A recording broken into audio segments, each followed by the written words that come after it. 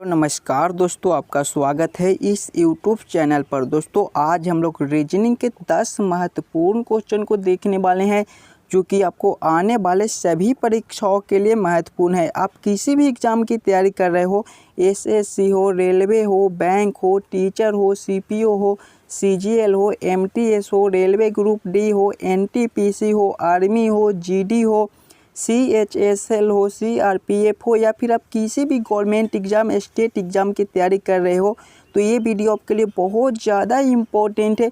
एकदम short trick के साथ क्वेश्चन को सॉल्व करने को देखेंगे। तो चलिए 1 नंबर क्वेश्चन की ओर चलते हैं। ये रहा हमारा 1 नंबर क्वेश्चन। 1 नंबर क्वेश्चन हमारा नीचे दिए गए प्रश्न में संबंधित संख्या को चुनिए। देखिए 45:40 समानुपात 34 क्वेश्चन मार्क।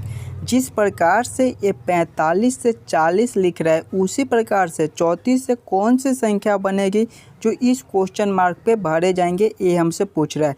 जब भी हमें इस प्रकार का क्वेश्चन मिले तो हम लोग सिंपल ऐसे क्वेश्चन को ये सोचेंगे कि ये 45 से 40 कैसे लिख रहा है, हम लोग 45 से 40 कैसे ला सकते हैं, उसी प्रकार से 34 से कौन सी संख्या बनेगी जो इस क्वेश्चन मार्क पे भरे जाएंगे, ऐसे सोच सकते हैं। देखिए 45 से 40 लाने के लिए हम लोग क्या कर सकते हैं, अगर 45 - 5 कर दे सिंपल तो हमारा 40 बन जाएगा। वही सेम इसमें करेंगे हम लोग। देखिए 34 - 5 करेंगे तो हमारा 29 बन जाएगा। 29 कौन सा ऑप्शन में है, किसी भी ऑप्शन में 29 नहीं दिया गया है। यानी इस प्रकार से इस क्वेश्चन को हम लोग सॉल्व नहीं कर सकते हैं, तो कोई दूसरा तरीका से इस क्वेश्चन को सॉल्व करने को देखेंगे। देखिए 45 से हम लोग 40 कैसे ला सकते हैं ये सोचेंगे। 45 हमारा कौन सी संख्या से मिलकर बनता है, 4 और 5। इन्हीं दोनों संख्या को आपस में गुना कर ले, यानी 4 × 5 कर दे तो हमारा कितना हो जाएगा, 20 हो जाएगा। लेकिन यहाँ पे देखिए 40 लिखा हुआ है तो 20 में अगर हम लोग 2 ऊपर से गुना कर दे तो हमारा 40 बन जाएगा। वही से हम लोग 34 में करेंगे। 34 हमारे कौन सी संख्या से मिलकर बनती है, 3 और 4। इसमें देखिए दोनों संख्या को आपस में गुना किए थे तो वही सेम करेंगे। 34 के दोनों संख्या को आपस में गुना कर लेंगे, यानी 3 × 4 कर देंगे तो हमारा 12 हो जाएगा। फिर देखिए 2 से गुना कर दिए थे तो इसमें भी 12 × 2 कर देंगे तो हमारे 24 हो जाएंगे। 24 हमारे कौन सा ऑप्शन में है, ऑप्शन नंबर ए में हमारा 24 दिया गया है, जो कि हमारा सही उत्तर हो जाएगा। इस क्वेश्चन मार्क पे हमारे 24 भरे जाएंगे। ये क्वेश्चन आप समझ गए होंगे। तो चलिए अगले क्वेश्चन की ओर चलते हैं, क्वेश्चन नंबर 2 की ओर। हमारा क्वेश्चन नंबर 2 है हमारा, नीचे दिए गए प्रश्न का सही वेन आरेख चुनिए। देखिए वेन आरेख वेन डायग्राम से रिलेटेड क्वेश्चन है। जब भी हमें वेन डायग्राम से रिलेटेड क्वेश्चन को मिलेंगे तो क्वेश्चन को ध्यान से देखेंगे और समझने की कोशिश करेंगे। देखिए क्वेश्चन है हमारा अपराध, चोर, पुलिस। हमें इन्हीं तीनों में सोचना है कि कौन किसके साथ संबंधित है, कौन किसके अंदर आ सकता है। ध्यान से देखिएगा और समझिएगा। अपराध है, अपराध के अंदर ही हमारा चोर आता है। अपराध के अंदर ही हमारा चोर, डकैती कुछ भी होता है वो हमारे अपराध के अंदर ही आते हैं। तो अपराध के अंदर हम लोग चोर को रख देंगे, अपराध के अंदर हमारे चोर आ जाएंगे। फिर पुलिस है, पुलिस हमारा अलग है, अपराध और चोर से कोई लेना देना नहीं है पुलिस को, तो पुलिस हमारा अलग हो जाएगा। तो इसका वेन डायग्राम इस प्रकार से बनेगा जो कि ऑप्शन नंबर डी में दिया गया है। बहुत सारे स्टूडेंट करेंगे कि पुलिस चोर को पकड़ता है तो पुलिस के अंदर चोर को रख देंगे, नहीं, वो हमारा गलत हो जाएगा। ऑप्शन नंबर डी ही हमारा सही हो जाएगा। तो चलिए अगले क्वेश्चन की ओर चलेंगे, क्वेश्चन नंबर 2 की ओर। ये रहा हमारा क्वेश्चन नंबर 3। क्वेश्चन नंबर 3 है हमारा, निम्नलिखित प्रश्नों में दिए गए श्रृंखला को पूरा करें। देखिए श्रृंखला सीरीज से रिलेटेड क्वेश्चन है। एक श्रृंखला सीरीज चल रहा है और यहाँ पर क्वेश्चन मार्क है। इन्हीं क्वेश्चन मार्क पे कौन सी संख्या भरी जाएगी वो हमसे पूछ रहा है। जब भी हमें श्रृंखला सीरीज से रिलेटेड क्वेश्चन मिले तो हम लोग श्रृंखला सीरीज को देखेंगे और समझेंगे कि हमारा किस प्रकार का श्रृंखला सीरीज है, इस क्वेश्चन को हम लोग कैसे सॉल्व कर सकते हैं। देखिए श्रृंखला सीरीज को ध्यान से देखेंगे। 3 से 9 लिख रहा है, 9 से 4 लिख रहा है, 4 से 16 लिख रहा है, 16 से 5 लिख रहा है, फिर 5 से 25 लिख रहा है, फिर 25 से हमारा 6 है और फिर क्वेश्चन मार्क है। देखिए श्रृंखला सीरीज हमारा ऊपर नीचे हो रहा है। अगर हम लोग अंतर देखकर क्वेश्चन को सॉल्व करने की कोशिश करते हैं तो 3 से 9 लिख रहा है, इसमें क्या कर दिया है कि +6 कर दिया है। फिर 9 से हमारा 4 लिख रहा है, इसमें -4 कर दिया है। फिर 4 से हमारा 16 लिख रहा है, इसमें +12 कर दिया है। फिर 16 से हमारा 5 लिख रहा है, इसमें -11 कर दिया है। फिर 5 से हमारा 25 लिख रहा है, इसमें प्लस 20 कर दिया है। फिर हमारा 25 से 6 लिख रहा है, इसमें माइनस 19 कर दिया है। अंतर को देखेंगे तो पहले वाले में है प्लस 6, फिर माइनस 5, फिर प्लस 12, फिर माइनस 11, फिर प्लस 20, फिर माइनस 19। अंतर देखने से हमें इस क्वेश्चन को सॉल्व करने का कोई भी तरीका नहीं मिल रहा है, तो कोई दूसरा तरीका से इस क्वेश्चन को सॉल्व करने को देखेंगे। देखिए क्वेश्चन को ध्यान से देखिएगा और समझने की कोशिश कीजिएगा, थोड़ा अपना भी दिमाग लगाइएगा। देखिए 3 है, 9 है, 4 है, 16 है, 5 है, 25 है, फिर 6 है, फिर क्वेश्चन मार्क है।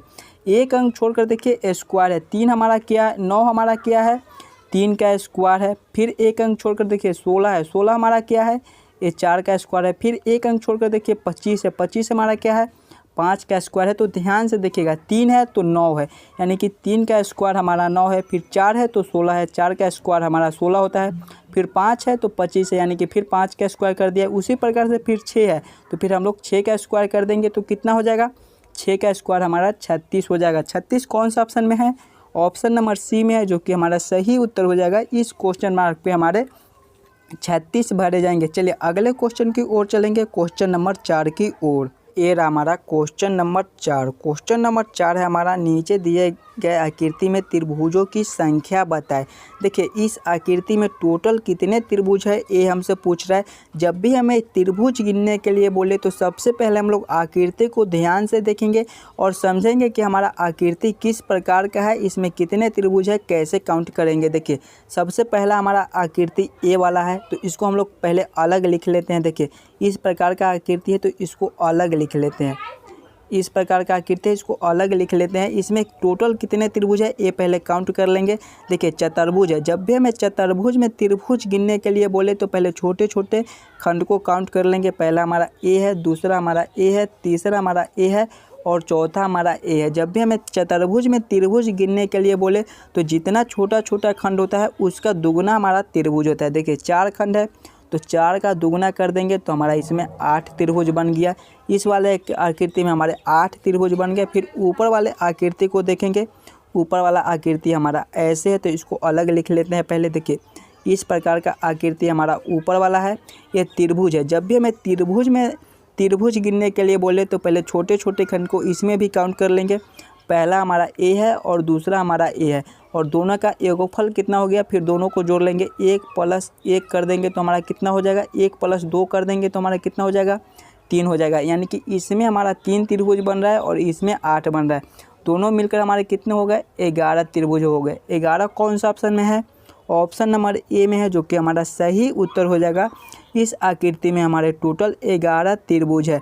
चलिए अगले क्वेश्चन की ओर चलेंगे, क्वेश्चन नंबर 5 की ओर।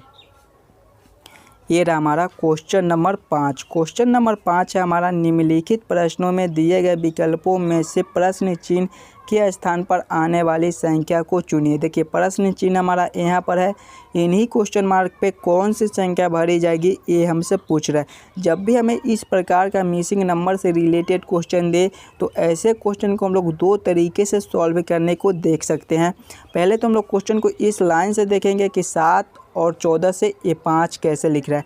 अगर इस लाइन से हमारा क्वेश्चन सॉल्व नहीं होता है तो फिर इस लाइन से देखेंगे कि हमारा 7 और 10 से ये 100 कैसे लिख रहा है। चलिए सिंपल हम लोग सोचेंगे और इस क्वेश्चन को सॉल्व करने को देखेंगे।